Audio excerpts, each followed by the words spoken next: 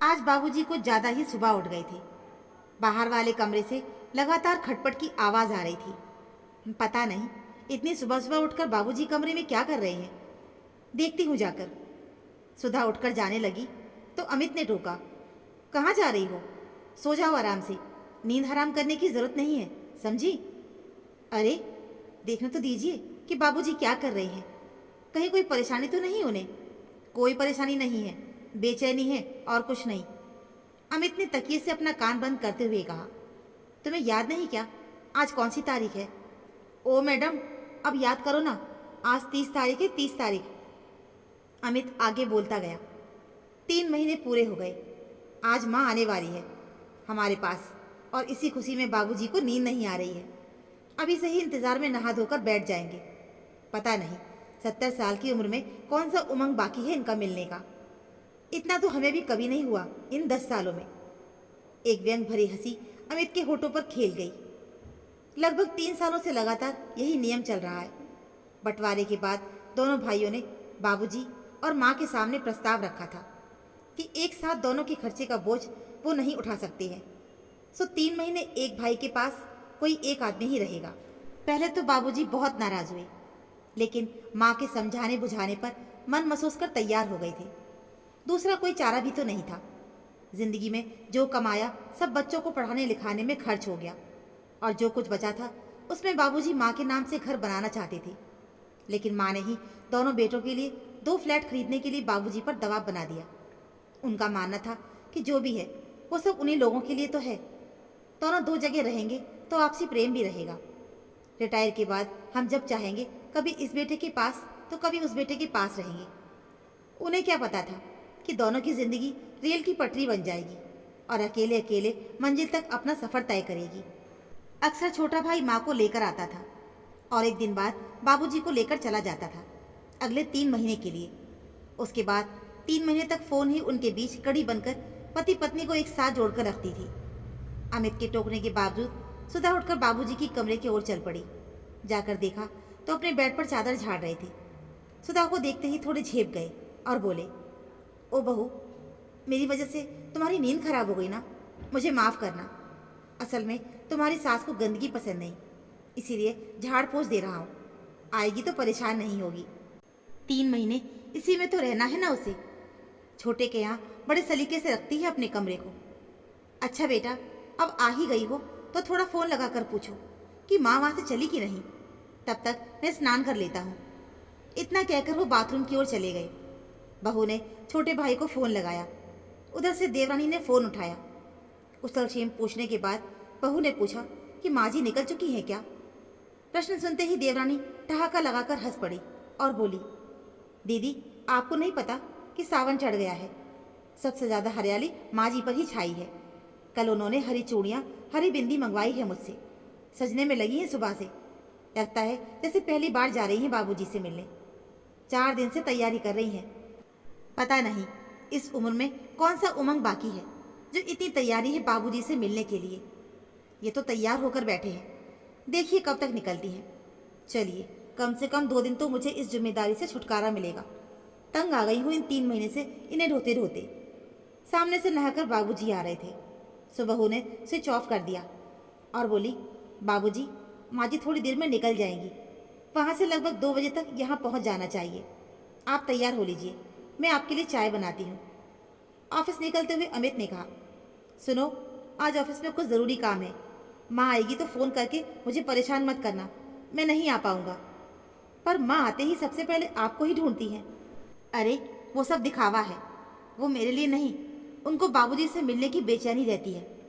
दोपहर के समय एक ऑटो घर के बाहर रुक गया। आवाज़ सुनते ही बाबूजी कमरे से लगभग दौड़कर बाहर आए। एक अलग तरह की चमक थी उनकी आंखों में, जैसे किसी चकोर को चांद मिल गया हो। बहू भी जल्दी से बाहर आई। उसने माँ के पाँव छुए। माँ ने प्यार से बहू को ऊपर उठाकर गले से लगा लिया। छोटे भाई ने माँ के सारे सामान को बाबूजी के कमरे में रख दिया।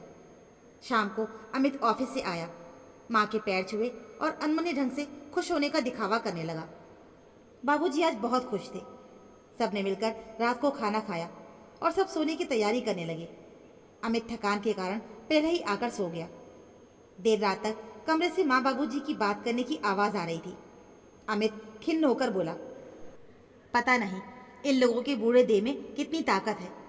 लगता है 3 महीने नहीं 3 साल पर मिले हों। इनकी बातें खत्म होने का नाम ही नहीं ले रही, थकते भी नहीं हैं। वाह रे रिश्ता। इस बार बहू चुप नहीं रह सकी, बोली, शायद आपको पता नहीं कि देह के भीतर एक बहुत ही कोमल दिल भी है, और जब दिल से दिल का रिश्ता जुड़ता है तब वहाँ देह का कोई अस्तित्व नहीं रह जाता। माँ बाबूजी के बीच अब वही अलौकिक रिश्ता है। देखते देखते बाबूजी के जाने का समय आ गया। छोटे भाई ने बाबूजी को जल्दी तैयार होने के लिए बोला और बाबूजी का सामान कमरे से बाहर निकालने के लिए माँ को आवाज़ लगाने लगा। बहू ने देखा माँ का चेहरा मुरझाया हुआ था। वो भरे मन से बाबूजी की अटैची को बाहर खिसका रही थी। अमित बाहर ऑटो लेकर आ चुका था। जल्दी करो, चिल्ला रहा था। बाबूजी ने एक झलक माँ को देखा और वो अटैची उठाने लगे।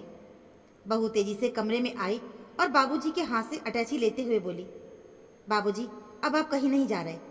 आप दोनों अब हमेशा हमारे साथ रहेंगे। मुझे आप दोनों चाहिए, बस। मैं आप दोनों के बिना नहीं रह सकती। माँ ने बहू को कलेजे से लगाते हुए बोली, बेटा तूने तो वो खुशी दी है जो खून के रिश्ते ने भी नहीं दिया। इस जलती सांझ में आस का दिया जला दिया है तूने। हम दोनों की उम्र लगे तुझे। अमित की पत्नी सुधा बिल्कुल अपने नाम के पर्याय थी। वो अमृत की कलश बनकर ही अमित के जीवन में आई थी, जिसके कारण उसका घर तीर्थ बन गया था, बदलते आधुनिक समाज की बहुओं से एकदम अलग। माँ पिताजी कितने भाग्यशाली हैं जो ऐसी सुगर सुशील और शालीनता की मूर्ति सी बहू उन्हें मिली। उसके आने से पूरा घर परिवार खुशियों से खेल उठा था। माँ पिताजी ही क्यों, मैं भी तो नसीब वाला ही हूँ जो ऐसी कर्तव्यपरायण पत्नी मुझे मिली है, जिसकी कदर मैं नहीं कर रहा था। मैंने जन्म लेकर भी अपने माँ बाप की कीमत नहीं समझ पाया, और सुधा ने बहू होकर भी सास ससुर की भावनाओं को अपने सिर आंखों पर रखा। मेरी पत्नी ने मुझे आज एक पाप करने से रोक लिया, वरना मैं जीवन भर खुद को माफ़ नहीं कर पाता। मुझ जैसे बेटे की वजह से ही औलाद होते हुए भी माँ बाप अनाथ और बेसहारा हो जाते हैं। सच ही कहते हैं लोग कि एक माँ बाप अपने सभी बच्चों को पाल लेते हैं, लेकिन 4 बच्चों को अपने एक माँ बाप भारी लगते हैं। सुधा ने कैसे अपने प्यार और मनुहार के बल पर बाबूजी को रोक लिया था। उसने उनके हाथ से अटैची वापस ले ली और दरवाजे के बीचों बीच खड़ी हो गई, और बाबूजी कैसे निधे की तरह सबको देख रहे थे। उन्हें मुझ पर क्या, खुद पर भी विश्वास नहीं हो रहा था कि उनके हाथ से उनके बेटे ने उनकी अटैची ले भी ली है, और अब वो उन्हें घर के अंदर चलने के लिए कह रहा था। अमित ने उनको अपने छोटे बेटे के साथ जाने से रोक लिया था। माँ को सुधा के गले लगे देखकर बाबूजी की आंखें झरने की तरह बहने लगी थी।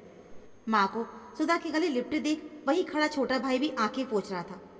उसने भी कभी नहीं चाहा था कि माँ बाबूजी का बंटवारा हो, पर बड़े भाई के निर्णय को उसे मानना पड़ा था। माँ तो उसे कभी अपने से दूर करना ही नहीं चाहती थी, लेकिन क्या करती, उन्हें तो सबके लिए त्याग करना ही था। उसने माहौल को हल्का करने के लिए बीच में टोका, अरे भाई, आप दोनों सास बहू के प्यार की गंगा बह चली हो तो उसमें मुझे भी गोते लगाने का मौका दीजिए। सारा पुण्य अकेले ही कमाना चाहती हैं आप लोग। उसकी मस्करी पर सभी लोग हंसने लगे। सुधा ने सबको अंदर चलने के लिए कहा। सभी लोग अंदर आने के लिए आगे बढ़े, पर बाबूजी वहीं के वहीं खड़े थे। जाने क्यों उनके चेहरे पर अपराध बोध का भाव था। सुधा ने आवाज़ लगाई, बाबूजी। बाबूजी ने अपने कुर्ते की पॉकेट से रुमाल निकाली और अपनी आंखें पोंछ अमित की तरफ देखने लगे। शायद वो बेटे की इच्छा उसकी जुबानी सुनना चाहते थे। वाह रे दुनिया और दुनिया का दस्तूर, जिसने उम्र भर जिंदगी की तपिश में झुलस झुलस कर अपने बाग के पौधे को सींचकर बड़ा किया, ताकि उसकी छाया में अपनी उम्र की ढलती सांझ में कुछ देर सुकून से बैठ सके। पर आज उसे अपने ही पौधे की डाली से कुछ पल ठहरने के लिए इजाज़त का इंतज़ार है। सुधा बाबूजी के स्वाभिमान से वाकिफ थी। वो समझ गई थी कि बाबूजी के पैर क्यों रुके हुए थे। उसने अपने पति की ओर आग्रहपूर्ण आंखों से देखा। सुधा की भावना को कभी ना समझने वाला अमित आज उसकी आंखों को देखते उसका इशारा समझ गया। उसने तुरंत ही बाबूजी को हाथ किसी बच्चे की तरह पकड़ते हुए कहा, बाबूजी चलिए ना अंदर, अब साथ बैठकर छोटू के हाथ से बनी चाय पीते हैं। बहुत दिन हो गए हैं भाई के हाथ की चाय नहीं पिया हमने। बाबूजी आंखों की नमी छुपाते हुए धीरे धीरे सबके साथ बैठक में आ गए। इस दृश्य में ऐसा लग रहा था जैसे बाबूजी के पीछे पीछे घर की सारी खुशियां खुद ब खुद चलकर आ रही थी। आज खुशियों से भरा सुखी परिवार तीर्थ के समान लग रहा था। माँ बाबूजी ने इसी की तो कल्पना की थी। कमरे में किसी के आने की आहट से अमित की तंद्रा टूटी। माँ, आप आओ ना अंदर, दरवाजे पर क्यों खड़ी हो? बेटा, तेरे लिए दूध लाई थी, पिएगा? माँ, तुम क्यों परेशान हुई? सुधा कहाँ है? बेटा, सुधा रसोई घर की साफ सफाई कर रही थी, तो मैंने सोचा मैं तुझे दूध दे आती हूँ, थोड़ी तो मदद हो जाएगी ना उसकी।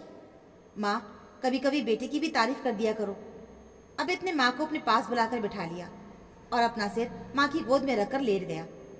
आज वो 40 साल का नहीं बल्कि 4 साल का बच्चा लग रहा था।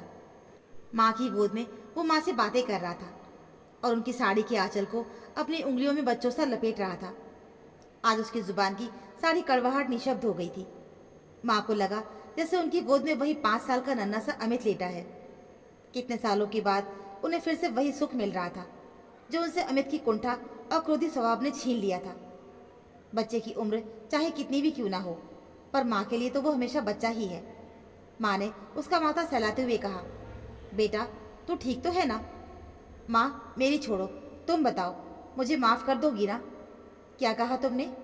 कौन सी माफ़ी बेटा? माँ, मैं तुम्हें और बाबूजी को अलग रखने का गुनहगार हूँ। मैं भाई में बड़ा हूँ, लेकिन बड़े होने का फ़र्ज मैंने नहीं निभाया। आप दोनों ने हमें पाल पोस कर बड़ा किया, पढ़ाया लिखाया और इस काबिल बनाया कि हम अपने पैरों पर खड़े हैं। माँ बोली, हाँ बेटा, तो इसमें नया क्या है? सभी माँ बाप अपने बच्चों का भविष्य ऐसे ही बनाते हैं। हमने कोई नया काम किया है क्या?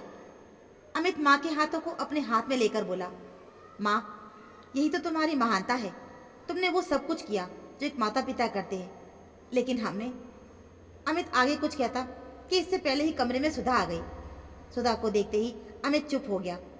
सुधा ने आज तक कभी माँ बेटे का ऐसा वात्सल्य नहीं देखा था।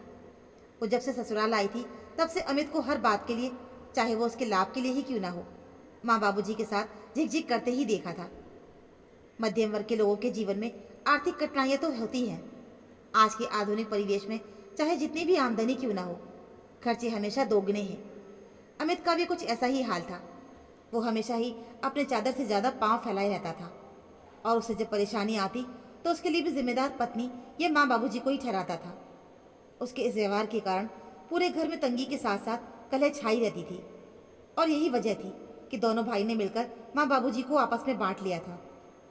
अमित के ऊपर उसका अहम इतना हावी था कि बाबूजी के पैसों से खरीदे मकान में अमित मालिक की तरह और माँ बाबूजी पड़ोसी की तरह रहने के लिए मजबूर थे। खैर, जो भी हो, सुबह का बुला शाम को घर आ जाए तो उसे कभी बुला नहीं कहते। सुधा ने धीरे से पलटकर कमरे से बाहर निकलना चाहा कि तभी माँ ने पुकारा, बहू, बेटा इधर आना तो जरा। जी माँ, आपने बुलाया मुझे? हाँ बेटा, इधर आ और मेरे पास आकर बैठ। तेरे बिना मेरा परिवार पूरा कैसे होगा? इतना कहकर माँ ने एक हाथ से अमित को और दूसरे हाथ से सुधा को समेटकर अपने कलेजे से लगा लिया। सुधा ने प्यार से माँ को झिड़की लगाई। माँ, ये गलत बात है।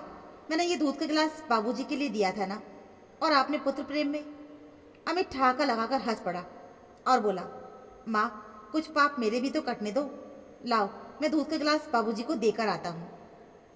तो दोस्तों, ये थी हमारी आज की कहानी। उम्मीद है आपको हमारी कहानी ज़रूर पसंद आई होगी। कहानी अच्छी लगी हो तो प्लीज़ वीडियो को लाइक और चैनल को सब्सक्राइब ज़रूर कर लीजिएगा। मिलते हैं फिर एक और नई कहानी के साथ। कहानी सुनने के लिए आप सभी का बहुत बहुत धन्यवाद।